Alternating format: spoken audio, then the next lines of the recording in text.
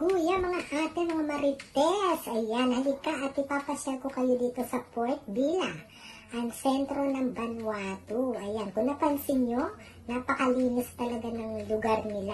Walang kalat, walang nagtatapon dahil napaka-responsable talaga nilang mga mamamayan dito. Talagang tinatapon nila yung kanilang basura sa tamang basurahan. Ultimo yung dagat nila, wala kang makikitang lumulutang-lutang na balat ng chichirya or something, walang ganon. Talagang nililinis nila. At nakikita niyo ba yung barko na yan? Ayan, every Tuesday or Thursday, nandito yan. Tapos aalis siya ng Friday. Sakay ng napakaraming turista. Kaya pag Tuesday, Wednesday, Thursday, napakaraming turista dito sa lugar na to.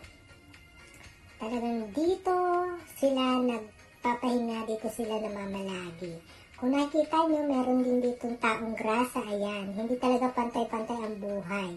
Talagang meron at meron talagang mahihirap na tao. Ayan. At nakikita nyo rin ba yan? Yan ang sikat na resort dito sa Port Vila, ang Iririki. Ayan. Yung Iririki na yan, isang island yan, hiwalay yan sa sentro ng Port Vila. Kailangan mo pang magbangka para lang makarating dyan sa lugar na yan. Ayan. Yung isang resort na yan. At ito, ayan. Ayan, yung nakita nyo na yan. Ayan.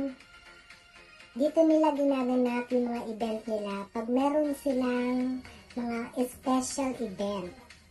Ayan. Pag mga holidays, dyan kasama-sama ang pamilya. At ito ang parang pinakaluneta nila dahil dito marami nagja-jogging, mga puti, ayan, mga lokal. Nakaramdam ako ng gutom kaya pumunta ako dito sa isang fast food. Ayan, para bumili ng pizza at anem. At pagkatapos ako nag-aantay ako ng pagkain ko, ayan ang bumungod sa akin. Naglalakihan mga isda. Bawal nilang hulihin yan dahil pinagbabawal sa batas nila na manghuli ng isda sa Pampang. Dahil dagdag attraction nga rin naman yan sa mga tourist na pumupunta rito. Ayan, nakikita nyo rin yung mga bahay na yan. Ayan, ang dami-daming tao. Ayan, araw-araw ganyan ang tao dito. Nakikita nyo ba yung isda na yan? Ayan, si Mimo yan. Diyos ko, napakalaki. Siguro tumitimbang lang 10 kilo yan, isang kawali. Kung makita mo siya sa personal, napakalaki niya. Nakakatuwa lang tignan dahil kahit pa paano, may mga ganito pa rin pala talagang lugar na malinis. Walang gumagambala sa kanila.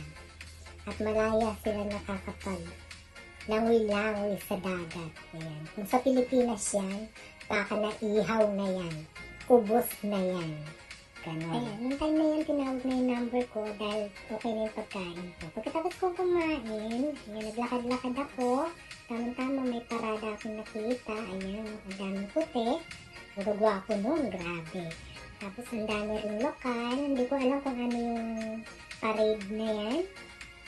Sa dulo ng parada, ayan, pumuwesto ko na maganda para makuhaan ko ng video ng maayos. Yung mga sumasayaw, ayan.